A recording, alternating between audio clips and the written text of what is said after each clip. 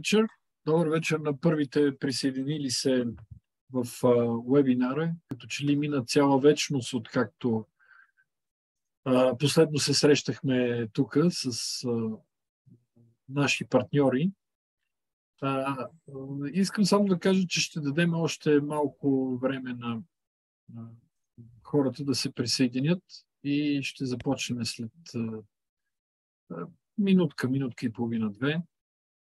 Но отново исках да благодаря за това, че отделяте от времето си за да присъствате на тази презентация. Тя ще бъде водена от Мено Крамер, директно от Холандия. Моите колеги Елена и Катя ще следят вашите въпроси в чатбокса. Бих препоръчал, ако е възможно, в чатбокса да задавате вашите въпроси.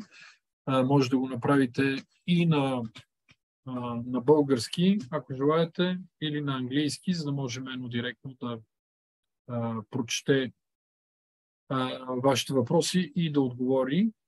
Междувременно, по време на презентацията, ако има такива въпроси, на които ние можем да отговорим, като Мено презентира, може би ще отговорим на тези въпроси, които са малко по-тривиални.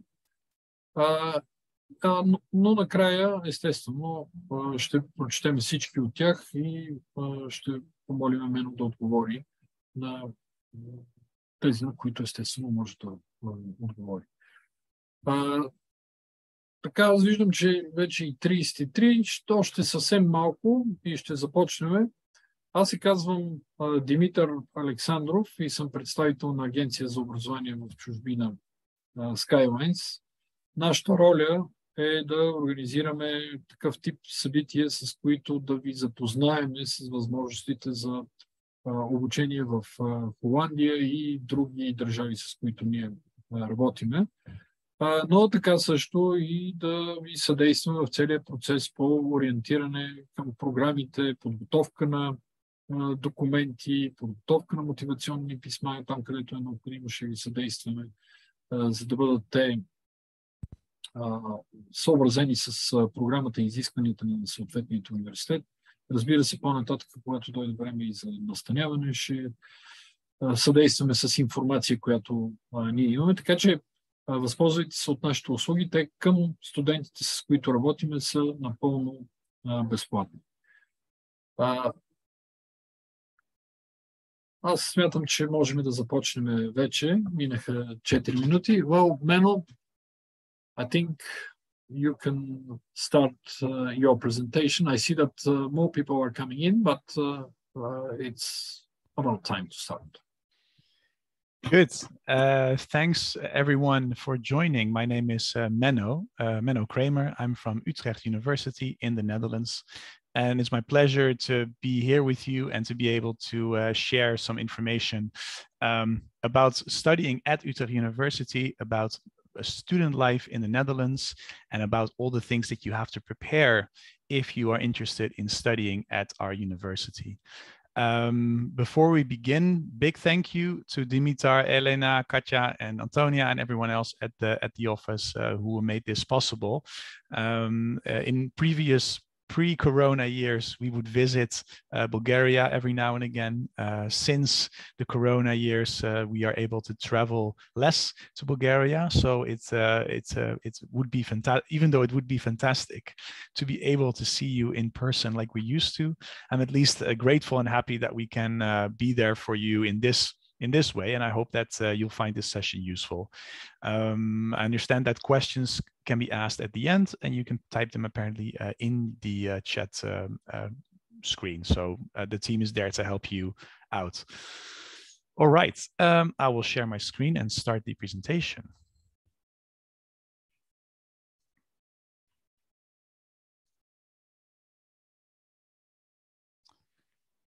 All right.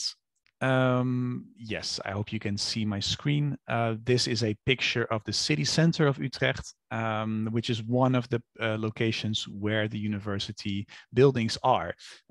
We'll see that Utrecht University is a very, very old university with a lot of ties to the development of Utrecht as a city in the 1600s. So that's a very, very long time ago, hundreds of years ago. And you'll see this kind of cozy, old-fashioned atmosphere throughout your time in Utrecht. Okay, well, about Utrecht. Utrecht is the fourth biggest city in the Netherlands. It's centrally located within the country, and it has the largest train station in the country. So it's very good connected to other parts of the Netherlands, as well as parts of Europe, like London or Paris, which are all, or Berlin, which are all reachable by train from Utrecht. The city is about 350,000 people, give or take, many of which are students. 62,000 of those are students, and 40,000 almost of those are from Utrecht University. So Utrecht University is definitely the biggest university in Utrecht, also one of the biggest universities in the Netherlands. And yeah, it's a true student city. Students are everywhere. A lot of places are geared towards student life, whether it's bars or sports facilities or cultural events. There's always something going on for students in the city. It's also a very bicycle-friendly city. The Netherlands in general is really a country full of bicycles and people who bicycle to work, to school, wherever, in all types of weather conditions as well. And we are, according to Copenhagen or Copenhagen's Index, the third most bicycle-friendly city in the world, number one being Amsterdam and Copenhagen.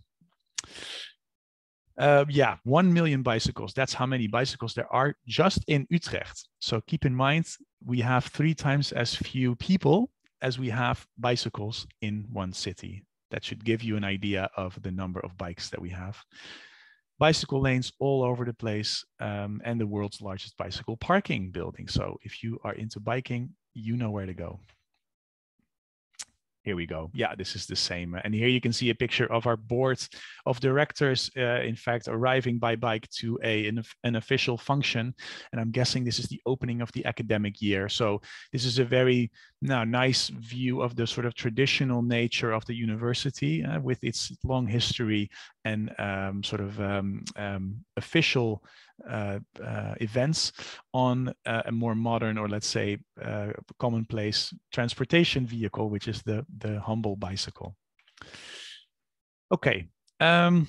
Well, student life-wise, Utrecht, as I said, is very student-oriented. On the university, we offer a sports center called Olympos, which offers you sporting facilities from very conventional sports from hockey to football and basketball and tennis, but also very unconventional sports or newer sports like padel, which is something that's very popular in Netherlands.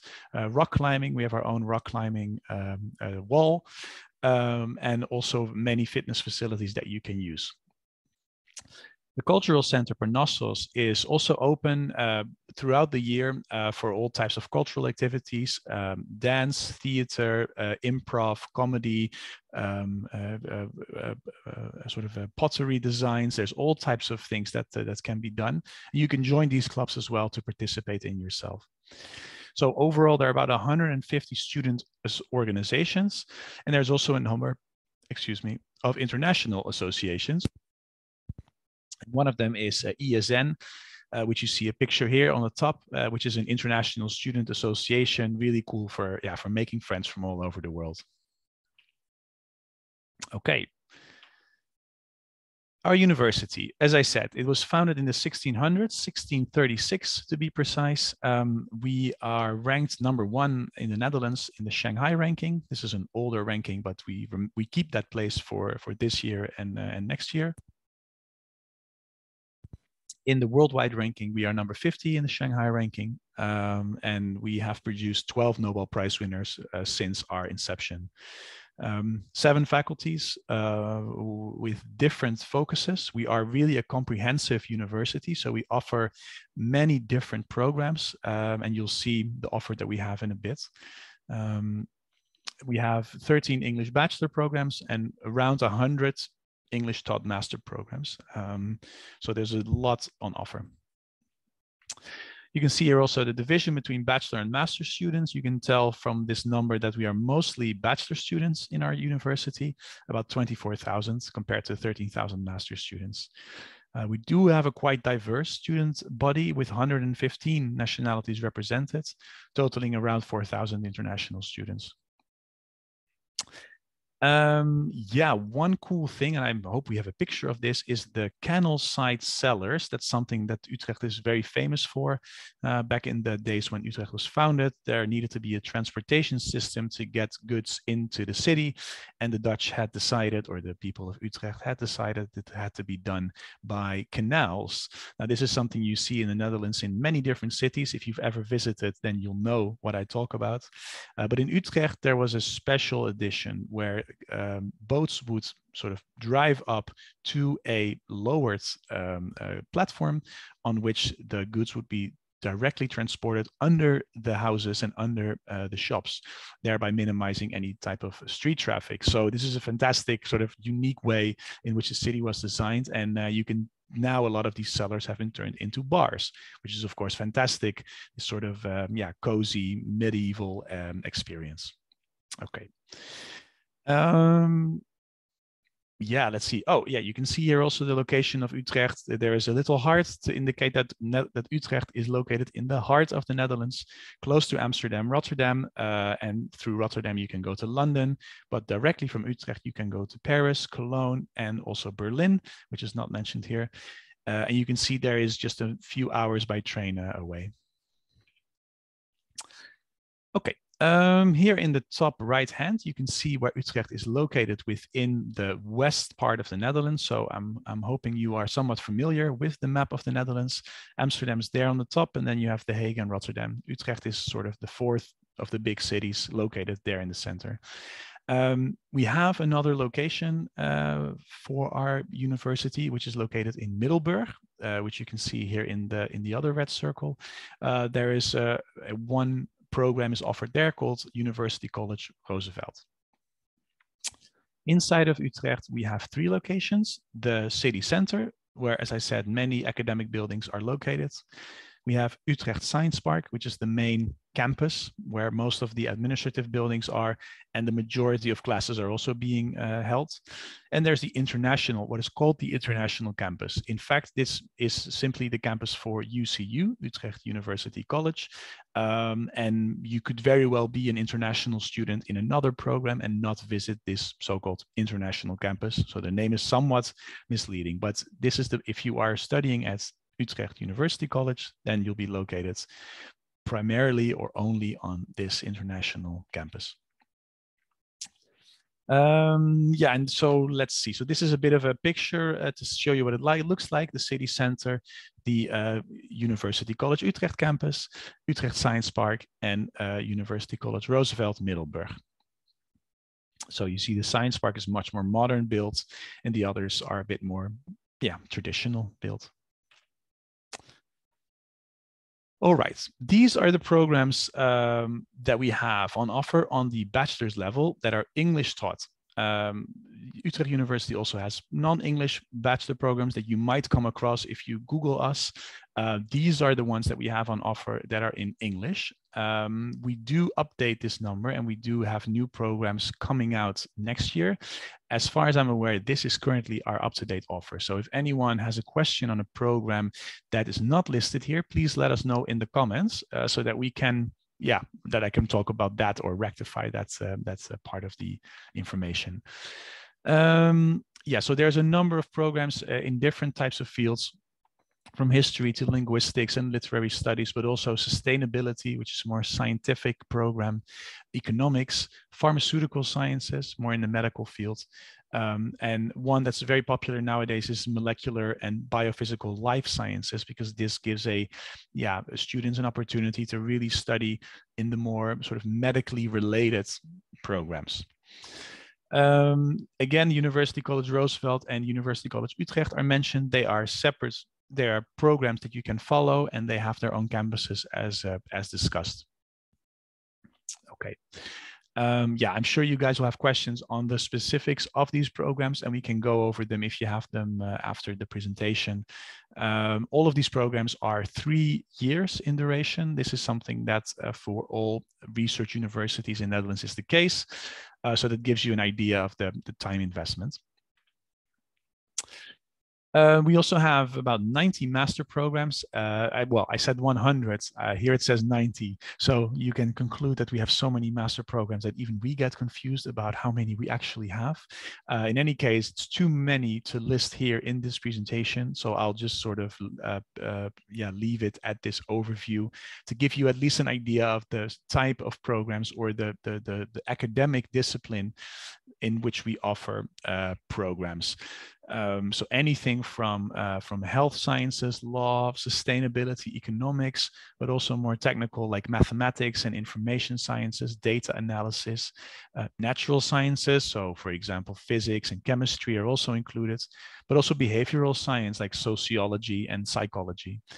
In essence, the very easy way to remember our master offer is to say that we essentially offer something in every field except engineering. And engineering is something that we don't offer at all.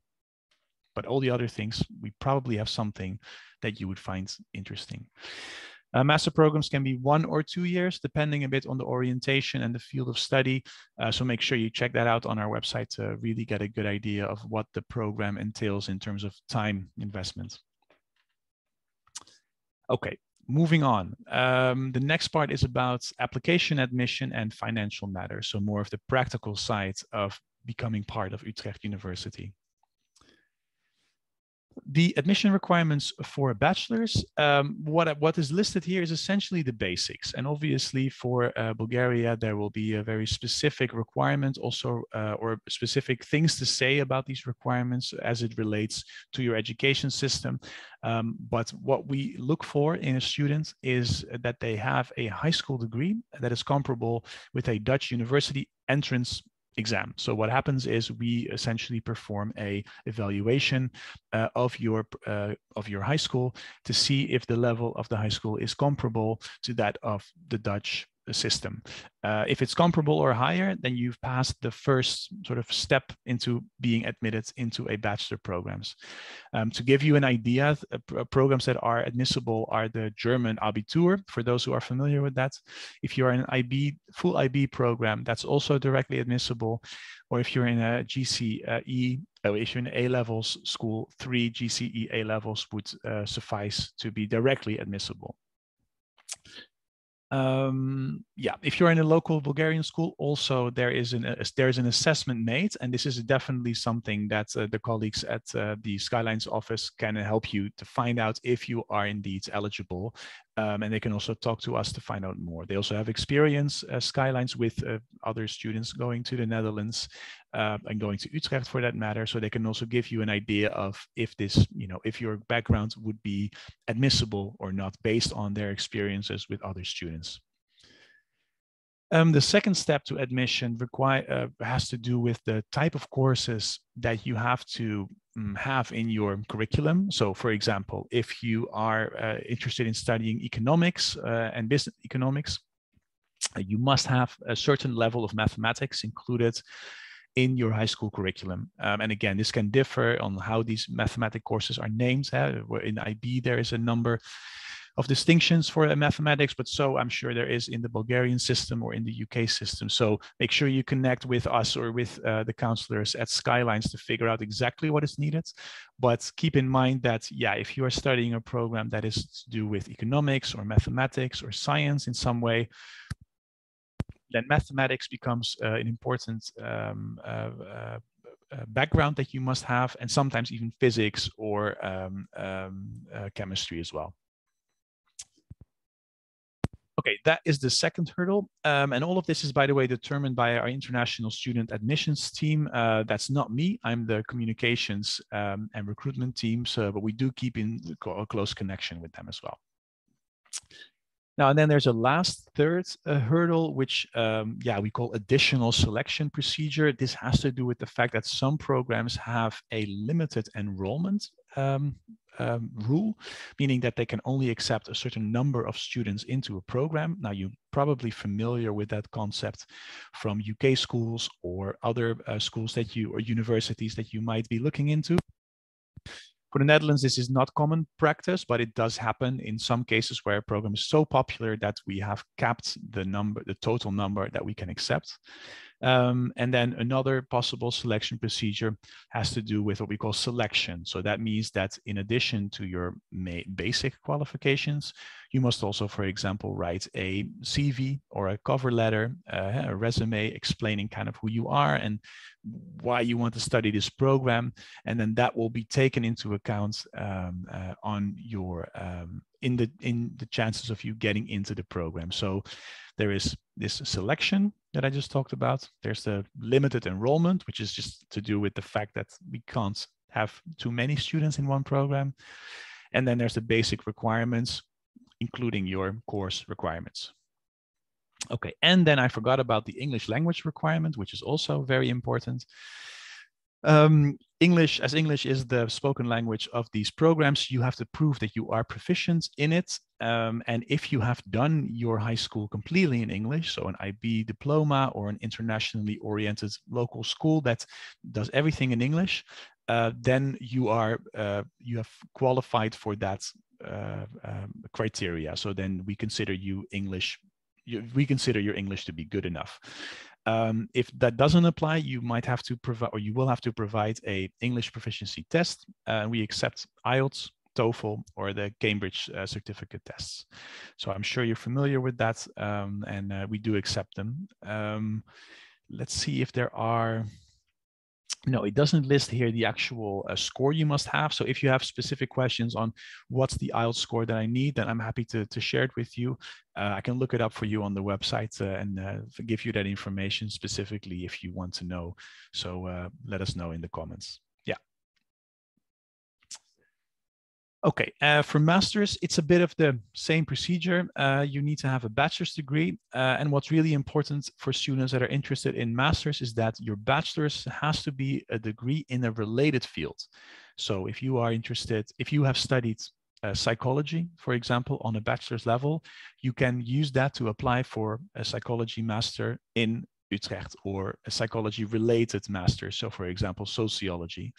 What you cannot do is apply for a master program that is outside of your academic scope, as we would say. So with a psychology degree, you cannot apply for a master's in economics because your background doesn't fit enough. And this is different from some other countries where there's a bit more flexibility, where there are courses sometimes you can take, right, to sort of pump up your knowledge on a specific topic. We, at least in Utrecht, don't have that option. We also don't offer pre-masters. So sometimes you can bridge this knowledge gap with a pre-master. We don't offer that for international students, unfortunately. So make sure that you pick a program in Utrecht that is related to your academic background. All right, let's see. And then English test again, that's something that definitely is required. Same type of tests are accepted, but with higher scores. Again, this depends per program, and we can get into more details in the Q&A session. CV motivation letter is standard for master programs admissions. And there might also be letters of recommendation needed. So from a former professor or an employer explaining a bit about your personality, your ambitions, and your work ethic, perhaps. And lastly, sometimes a writing sample is needed. So sort of giving us an idea of your ability to write academically acceptable or academically focused texts. And again, this will be mentioned on the program specific admission pages, which you can find via the link that you see here on your screen. Okay. Now, the process is as follows. There is essentially two, let's say, systems in which you have to log your application. The first is StudyLink, and that is the application where you start the process. every student that wants to study at any Dutch university goes through StudyLink. So it is a national system to keep track of everyone studying here and applying to study here. And it is all done online. The link to get to StudyLink will be available through our website. So once you've found the program of your interest, you can click through and then find the application page for StudyLink in that way. Yeah, StudyLink is essentially just sort of register yourself. It's not really to do with a lot of technical details, and you can quickly go through this system within a few minutes. But after that, you will receive an invitation to upload your documents, so your admissions documents, into Osiris. And Osiris is then the second system, which is UU specific for our university. And there you upload your admission, your transcript of records, your diploma, your English language certificate, and all those things. Then we do also have an application fee of 100 euros that has to be paid in order for the Osiris application to be completed. That is an administrative fee that we charge one time, and you can apply for multiple programs in Osiris, so you can sort of make sure that you make the best of use of that fee. Yeah, once we've received all your documents, we will start processing your application. And after you, and if we find that you are admissible or eligible for admissions, as we would say, we will send you a request to send certified copies of your documents by mail. And this is something that's depending on how far in the process you are. I received many questions about what is a certified copy. A certified copy is essentially a more official version of the documents you are sending. So if you send us a scanner copy of your diploma, just to sort of show that you have done a certain background, we will have that has to be followed up by a certified copy of that document. And this, for example, can mean that you will have to have this document sent. You will have to ask your school to send your diploma directly to us so that we can verify that it comes from your school, for example. It can also mean that you will have to get a hard copy of the document, go to your registrar's office, get a stamp and a signature from your dean, and then send that by sort of official or regular mail, DHL or FedEx, for example, to the university. Again, these are all procedural things, and if you go through the process, this will be thoroughly explained, and we also explain this a lot on our website if you want to know more about this. Okay, a few things to remember about your application. You can start the application before having finished your high school or bachelor's degree. So you can already start the application now. It's open from 1 October until, I'm actually blanking on the deadline, and I think it is July 1st for European Union students. I absolutely would not recommend you to wait that long, especially because of the housing crisis that we have in the Netherlands, which we'll talk about more in a bit. But in any case, you can start your application now and you can bring in the documents as they come in, with keeping the deadline in mind of 1 July or others. Same for the English language test. You can do the application without having taken the test, so that's also fine. But again, you'll have to upload it later once you have it. And you can apply for more than one program at the same time, up to 4 programs in StudyLink, and therefore 4 programs as well in Osiris. Something about tuition fees. Tuition fees for students with a European Union passport, which I'm going to assume is most of you, as you are Bulgarian, most of you probably will be.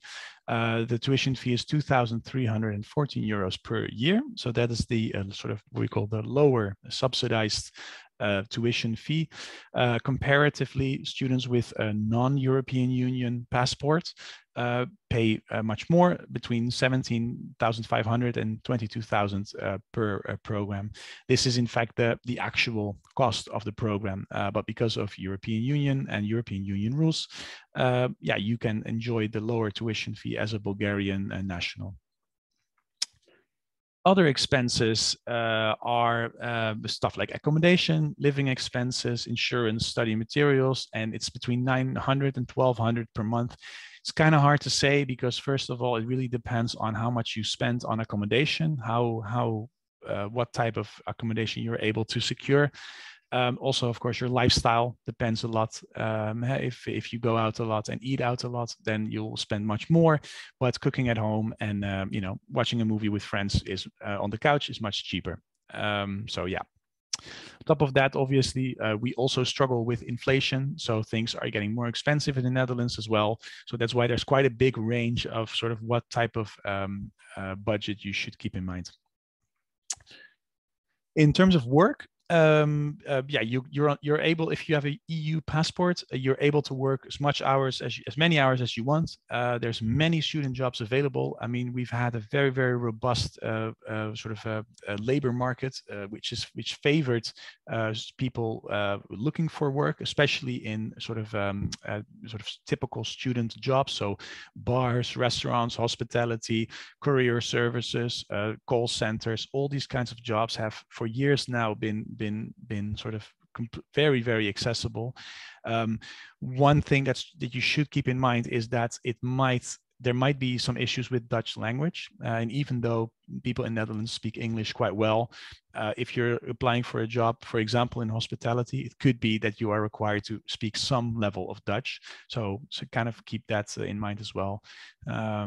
Dutch is not typically very hard to learn, especially because it's very closely related to English. So it would be possible for many to get some of the basics, but with all languages, learning it well is hard. And depending on what type of job you have, you might need to know more or less Dutch.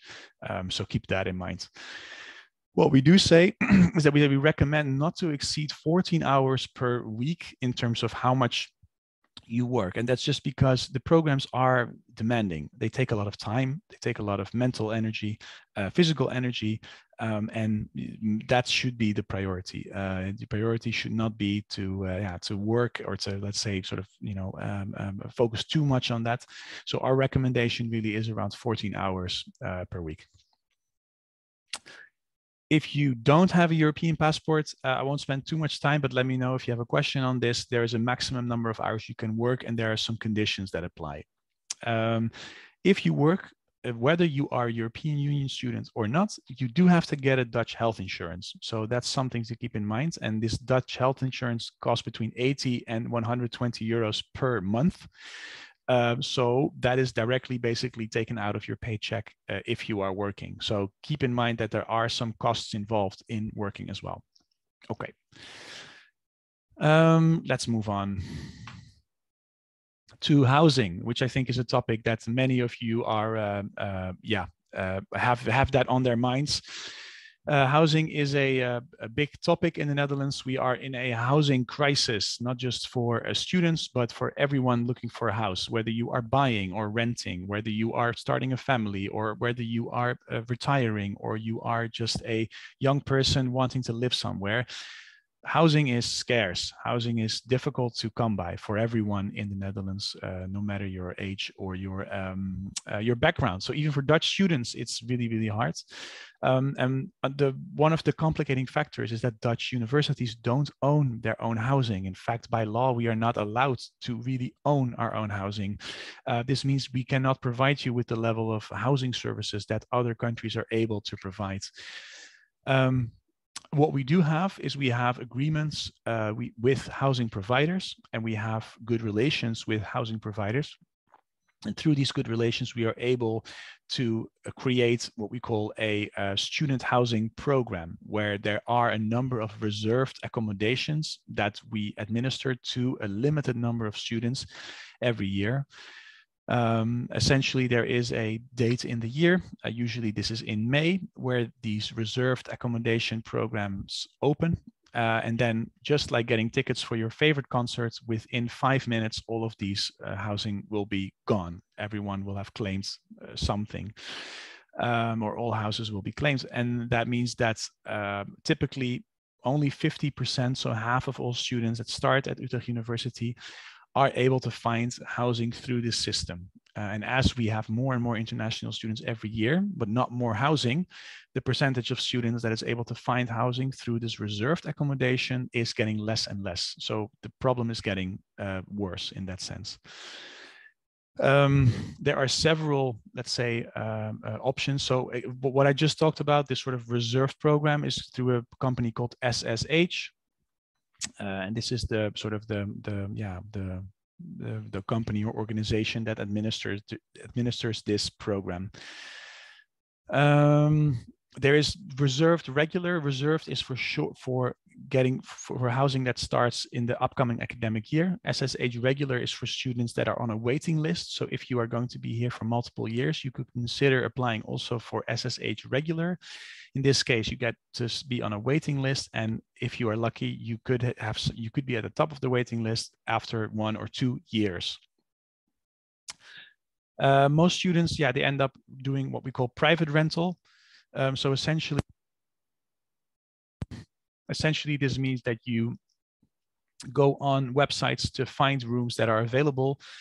Facebook has a number of groups that are related to housing in Utrecht, where you can see student housing and respond to them. There's a place called Kapernet, which has all of these advertisements on housing as well. And there's agencies that rent out houses.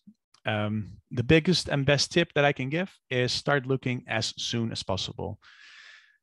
Really, getting housing is one of the biggest issues when you study in the Netherlands, if not the biggest issue. And Utrecht is always been an extremely popular student destination. And this is going to remain this way for a while. And with our limited accommodation, this continues to be one of the biggest challenges. Something to consider is make sure that you don't discount temporary accommodation. Sometimes there will be housing that's offered for maybe 2 months or 3 months or only. And sometimes students will say, well, I don't want that housing because then I will have to move again. It's good to know that almost every student in the Netherlands moves all the time. Speaking for myself, I am Dutch and I've studied in the Netherlands. Within my first 1.5 years of studying, I had moved about 4 times to different rooms because of lack of availability, or I found something better. So this is really sort of the way it works for us. And that means that if you are able to accept temporary accommodation, you'll be much more flexible and get more offers, or you have a better chance of finding a housing offer. And what you could also consider is living a bit further away from Utrecht, like Zeist and Nieuwegein. Those are places that are close to Utrecht, but not too far that you can't travel to the campus a few days per week, for example. And especially to get you started, that could be a good alternative. One other thing that's sometimes mentioned is the hospiteeravond. This is a Dutch practice where current students pick the new housemate out of a group of students that would visit the room and check it out. So it's essentially like you have to be picked by the current group of students there. So if you are physically able to come to Utrecht, this will help you be able to attend these kind of hospiteeravonden and thereby improving your chances of finding something. And in terms of rental prices, it says here 450 to 800 per month. I think that is reasonable. I think that the prices have actually not changed significantly, let's say, compared to, for example, other prices. And I think because the market is already completely saturated and overflown. So this is still accurate, I would say, up at this moment in terms of your budgeting for a room. Yeah. Okay. All right. Let me know again in the comments if you have any questions on housing. Happy to answer those. Finally, I'll share with you our open days. We have an upcoming open day for bachelor prospects. On Friday, the 18th of November, there is an online version of this open day where you can meet the program, where you can talk to coordinators and students as well through our platform. And if you're able to travel and willing to travel, or if you're in the neighborhood, you can come to our campus on Saturday, the 19th of November for the in-person part of the open day. At the moment, there's no corona restrictions in the Netherlands. And unless something, of course, changes, we will go forward as planned. So we really look forward to welcoming back so many students, because it will be, I think, the first, it will be the first open day in person that we've had since the corona pandemic started. So very excited about that, and hope that you guys will be able to join, or some of you maybe. If not in person, then maybe online. Okay. That's it for now.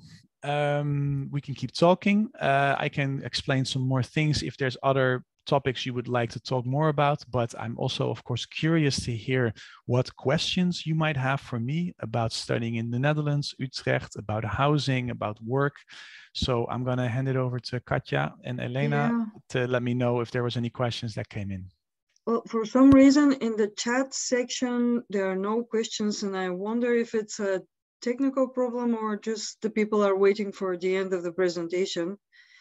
But there are, Skylines is writing. There are a couple of questions in the Q&A box. So I'll read them.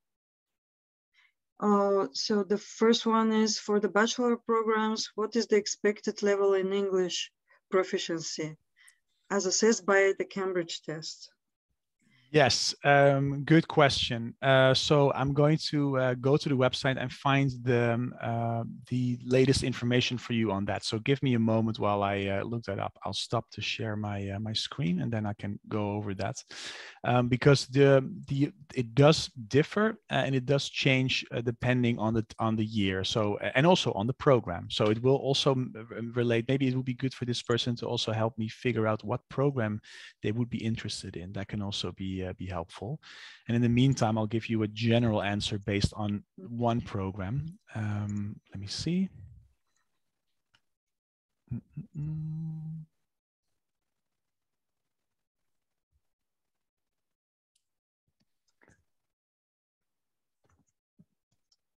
Let's see. Right. So to give you an idea, if, for example, you are interested in studying global sustainability science, the minimum score for English for Cambridge, there's two options that you can have. Either the C1 Advanced, so CAE, that minimum score is 169 in total and 162 for writing. And there's alternatively Cambridge C2 proficiency, so CPE, and then you require a 180 total and a 162 in writing. So there is quite a lot of sort of detail there. And let me actually copy the answer here as well, so that you have an idea. Again, this is only for this specific program that I just mentioned, the Global Sustainability Science. So make sure that you check it for your individual program.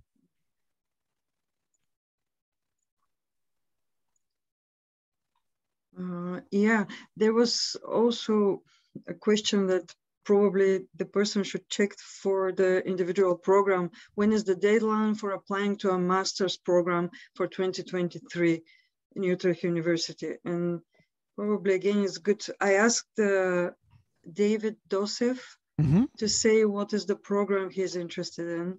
Right. Yeah. Yeah. Again, yeah, that definitely helps. For the deadlines, actually, I think that's more important. What is your nationality? And again, assuming that the European Union national, the deadline will be quite a bit later. So let me go and look up one program just to give him an idea. I found 1st of June for applied data science. There we go. Yeah, exactly. Yeah. So probably 1st of June for me. Most master programs. Yeah, for example, it does differ again, right? So for example, here's a cancer stem cell and developmental biology, which is a more biology focused program. There, the deadline for EU passport holders is 1 April. So as early as 1 April, the deadline could already be there. Again, I really don't recommend students waiting this long. And if you still are missing documents at the time of the deadline, do your application before the deadline and communicate with us about when you'll be able to deliver those documents. Yeah. There is a question, what are the differences between UCU, UCR, and Utrecht University? Yeah, a good question, and a question that I get a lot. So Utrecht University is the big university under which all programs and faculties that we talked about today fall. So that's Utrecht University. Within Utrecht University, there are several faculties and graduate schools, and UCU and UCR are both separate faculties of Utrecht University.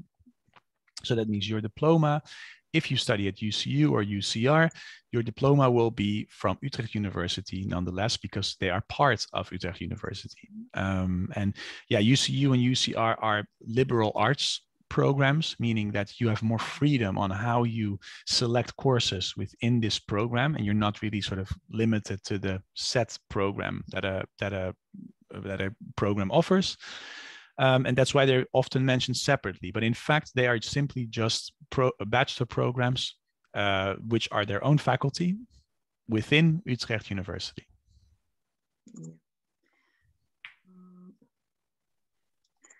There are more specific questions about entry requirements. What is the requirement for grades to apply to a bachelor program in molecular biology or chemistry? It's very specific. Probably what grades do they need in biology or in mathematics? Yeah. Okay. So let me actually, maybe I can do this. I'll walk you guys through the way that I actually find this information for myself. So I'm going to share my screen, and then I'm going to go to our website to give you a sense of how that would work. So this is our English bachelor website, and here you can see all of our programs, 13 that are in English. So I'm going to, for now, go to, I think this is the program, Molecular and Biophysical Life Sciences. This would be one of the ones that are related to your request. And then here on the left side, you can see there is a button that says Application and Admission. There you can find more information. So for the admission criteria, here we click on the non-Dutch diploma. And here you have a sort of an outline of what is needed. So for example, as I said, Dutch secondary diploma at what we call VWO level, which is the Dutch level. And it says here it has to include physics and mathematics B. Now, this might be something to call different in Bulgaria, but mathematics B is, let's say, the more complicated or the more difficult mathematics, the more high-level mathematics, including physics. And in fact, if you're international equivalent, you need sort of high-level math, physics, biology, and chemistry as required subjects. So this is not so much in this case a matter of grades, but more about have you taken and passed these subjects in your high school? Yeah, just checking the deadline, because this boy who asked about the deadline of the master program, he said he's interested in business development and entrepreneurship. So I was just checking the deadline. I guess it's 1st of June, but let's have a look. Yeah, let's have a look. Apply with a degree from a non-Dutch university. Application deadline 1st of June. Yeah. Yeah. So will be nice. Yeah. And so you can see there is definitely a difference here. And here I'm sharing the business development, entrepreneurship. I believe the website is slightly different, but the procedure remains similar. Deadline, there you go, 1st of June. Yeah, exactly. Yeah. Let's see more questions. So we have this one. Is there a bachelor degree in law or only master's programs taught in English? Bachelor's degree in law. We don't have a dedicated bachelor's degree in law. So that is unfortunately a no. At least not in English, which is why what we're looking for. On the master's level, we do have many programs in law, from European law to copyright law, criminal law, etc. So there's quite a number of options there on the master's level, because we have a law faculty, but they simply don't offer, unfortunately, don't offer any bachelor programs in English. Well, this answer maybe we can apply for the next question too, although it's for a different bachelor program. Mina Apostle was asking if there is a bachelor program in computer science or AI bachelor related. Yeah, is this a oh, bachelor, right? I see it. Yeah. No, again, so what was written on that list is what we have. We are, in fact, developing a program that is much more related to AI, data, and computer science. So that's something, again, for the future that we would like to offer. So it kind of depends for Mina what her expected moment of studying would be, if it's September 2023 or if it's another year. So all I can say is, yeah, stay posted for updates on us having a program in this field, but for now, not. Okay, we go on with Daniela Yosifova, who is asking, are you able to pay the application fee during the application process, or you need to pay it in advance? So I guess you have to pay the application fee in order to get your application finished. Yeah,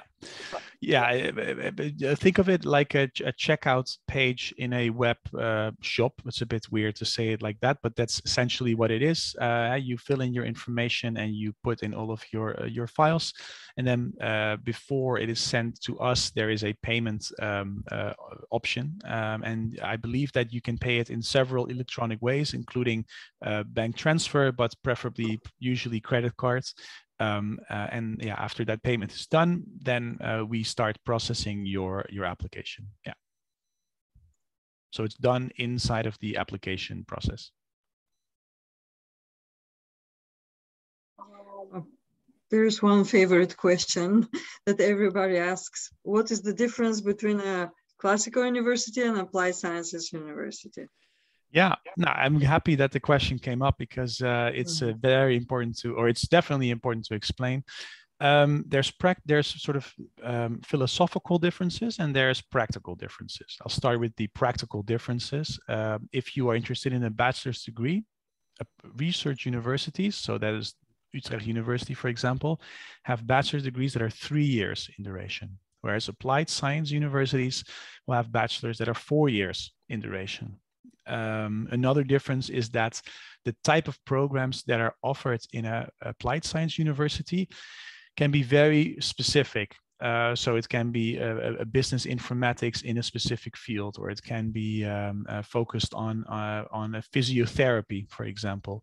Whereas in a research university, topics are much broader. So it would be economics or business economics, for example, or sustainability science, right? And that includes elements of physics, chemistry, and whatnot.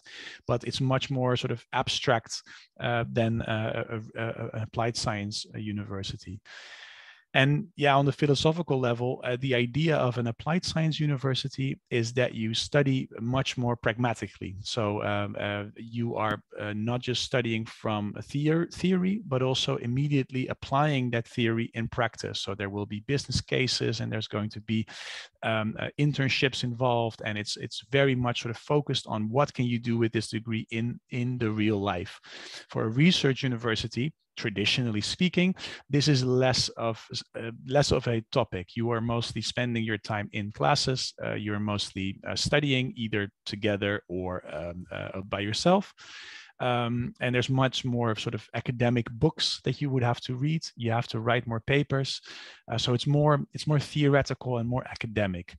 I will say that throughout the years, research universities have become more practical and applied science universities have become more theoretical. But this difference is still there, and it's still very, very important that you understand there is not necessarily a difference in academic level, because both universities are excellent. In fact, all universities in Netherlands have a really, really good level of education, top of the world, really. But there is a difference in, does an applied science program fit you better if you are more practical, if you are more sort of hands-on, or are you more of a academic, theoretical, studious person, let's say, who also enjoys this sort of more abstract way of looking at a problem and the world. So those are, I think, important questions to ask yourself when you're deciding between applied science versus research university.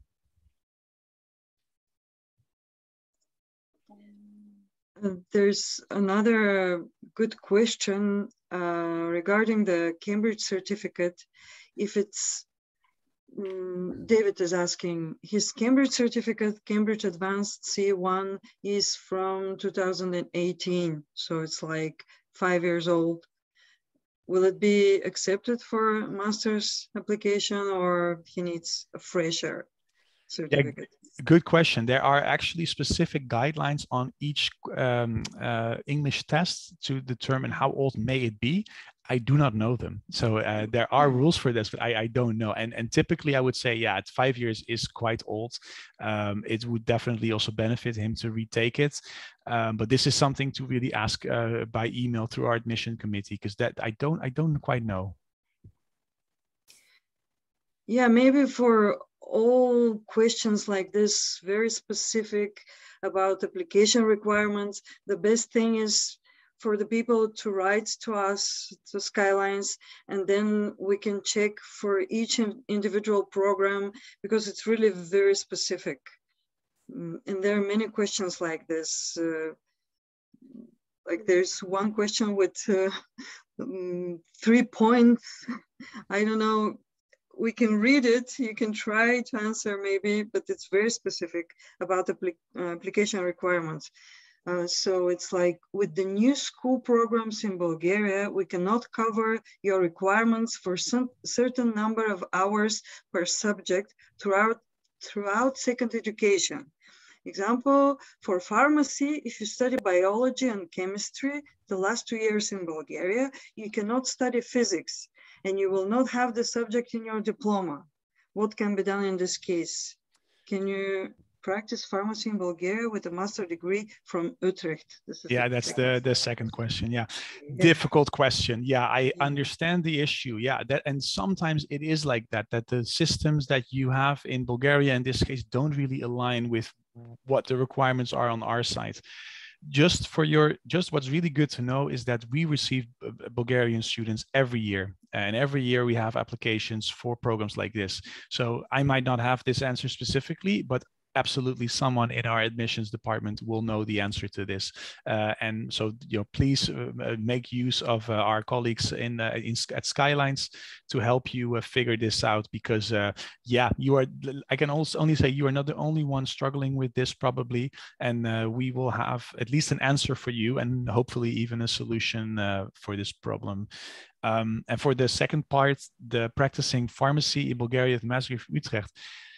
Yeah, that is something that maybe you guys know that, Elena or Katja. What are the requirements to practice pharmacy in Bulgaria in terms of having a foreign degree? I have no idea. Yeah. This is. Yeah, also... I believe this shouldn't be a problem, because it's a state European university, and it's very well recognized in Bulgaria. So I don't believe that any challenges here will appear, if of course you get your degree. Okay, so for all the questions, I see something similar, which is asking about deadlines and if the applications are open. I think we can safely say that the applications are open, but it differs, the deadlines differ by programs. So if we know the exact program, if it's not a numerus fixus, then maybe we have the much longer deadline. But if you have such questions, you can always address them further. Yeah. Maybe it was so we can guide you. Yeah, and regarding deadlines, I'll just say that if you are keeping the deadline as a deadline, so as the last moment to continue to complete your application, then I really urge you to look at what is required to study in the Netherlands, because getting all your documents in for the deadline is simply the first part. And again, the biggest issue, and I'm kind of surprised about the number of questions we don't have, is housing. And you need to start your application early. You need to start it before the end of this year. and you need to finish it preferably in February, so that you then have time to focus on the housing situation. And again, I know you might not have all your documents ready, so you can make accommodations with us. For example, you can give us a temporary document that states that you will graduate at some point, right? If you don't have your diploma yet. But please don't wait until the deadline to complete your application, because you will not have time left to find housing, which is the more challenging part of studying in the Netherlands, is finding housing. Well, I see quite a few questions related to master studies. If we can go a bit deeper there, Katja. Master in European governance. Yes, I was just reading this one. So Victoria is interested in the Master European Governance. She has studied international economic relations at the bachelor level. And she's asking, can I apply to this master? What are the requirements and credits for the subject? Yeah, fantastic question. On its face, I would say this is definitely a good background. This is a related bachelor's degree, and that's usually what we look for. We can quickly, again, look at the website to find out more. So here we have European governance, and the entry requirements are listed here. So disciplines that are welcomed are a Bachelor's of Science or a Bachelor's of Arts in disciplines such as, so for example, social studies, law, economics, governance, organizational science, liberal arts, sociology, political science, international relations, and European studies. So I would say that based on the name of the program that you've studied, you would be a good fit for the type of program that you've done. Again, now here you can see, oh, there's a GPA requirement. So this is a program that has a GPA requirement for Dutch, German, Irish, or Czech bachelor's degree. So again, this is sort of to give you an idea. I wouldn't worry too much about this number here because you are from a Bulgarian background, but it gives you an idea of the sort of the grade that we're looking for. Yeah, okay, interesting. Okay, and here you can then see the IELTS requirements or the English language requirements, etc. So yeah, the question is, the answer is yes. Yeah. Then there's a question about the scholarships available for undergraduate students at UCU and UCR. Right. So there's very limited scholarship opportunities in Utrecht, unfortunately, even less so on the bachelor side and even less so for those two programs that you mentioned. So you've really sort of picked the worst ones in terms of scholarships availability. What you of course can do is simply go to the website and find out what is available there, and it can give you some information, but we are not a university with many scholarship options, I am afraid. Keep in mind that, as I said, as a European student, you are already paying a reduced fee. So I don't think that you would be given a scholarship on top of that. Typically, scholarships would go to non-European students who pay the higher tuition fee.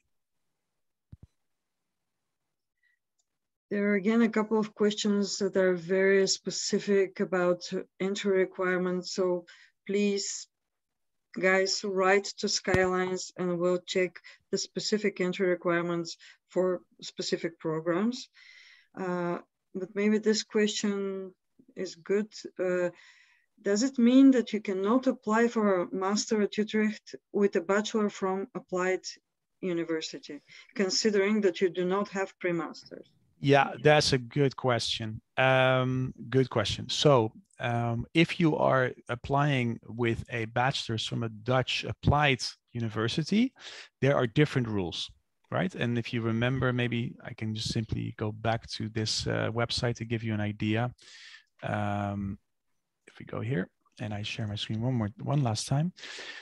For example, again, European governance as an example. If you go to the admission and application page, you will be sort of split in three groups: a degree from a Dutch research university, and a degree from a Dutch University of Applied Sciences, or a non-Dutch university. So now we've been clicking on this last one, but in this case, you have a applied science background. So there are different rules. And indeed, it says in this case, you cannot apply. So for this program, you cannot apply with a Dutch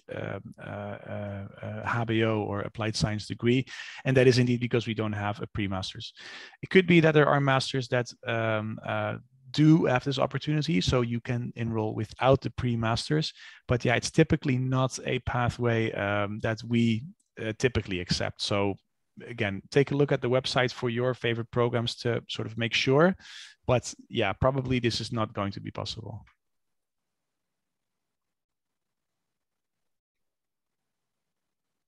So that was actually the last question from the Q&A section. There are definitely questions that are not answered, but again, they were very specific about entry requirements. So they will be answered when people write to us and we research more.